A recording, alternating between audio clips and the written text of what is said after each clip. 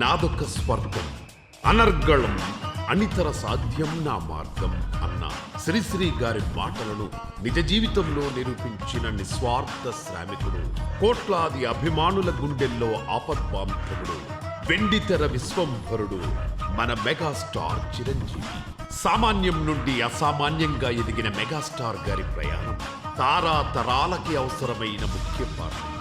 హీరోగా మెగాస్టార్ చూడని సక్సెస్ లేదు, రికార్డులకు కొదవలేదు, అభిమానానికి కొరత లేదు.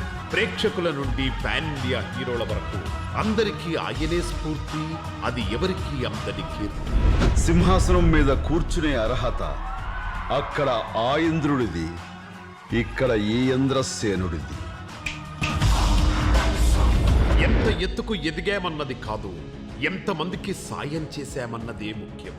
అందుకే 1998లో చిరంజీవి బ్లడ్ బ్యాంకును ప్రారంభించారు మెగాస్టార్.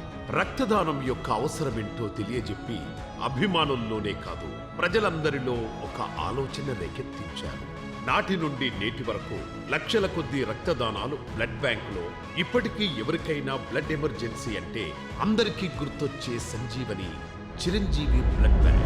నాకు ఇంతమంది ఫ్యాన్స్ ఉన్నారు. సినిమా థియేటర్ దగ్గర గగ్గోలు చేస్తారు, గోల చేస్తారు, నానా హడావుడి చేస్తారు.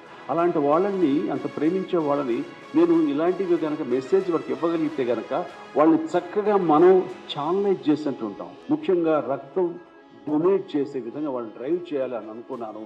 ఆ రోజున బ్లడ్ బ్యాంక్ సిసిటి తరపున చిరంజీవి చారిటబుల్ ట్రస్ట్ తరపున పెట్టాను. ఈ రోజు ఒక నిరవధికంగా సాగుతుంది. ఇక్కడితో ఆగిపోతే మెగాస్టార్ ఎందుకు అవుతారు? బ్లడ్ బ్యాంక్ తో పాటు ఐ బ్యాంక్ కూడా స్టార్ట్ చేశారు. నేత్రదానం వల్ల ఎంతో మందికి కంటి చూపును ప్రసాదించారు. కళామ్మ తల్లి ముద్దు బిడ్డగా, ఒక బాధ్యత గల కళాకారుడిగా ఎంతో మంది జీవితాల్లో వెలుగు తెచ్చారు. ఆకాశమంత కీర్తి ఉన్న ఆవగింజంత అహం లేని మెగాస్టార్ గారు సాయం చేయడంలో అభినవ కర్ణుడు అనడంలో అతిశయోక్తి కాదు. బయటకు రాని ఎన్నో సాయాలు చేసిన మనసున్న హీరో మెగాస్టార్.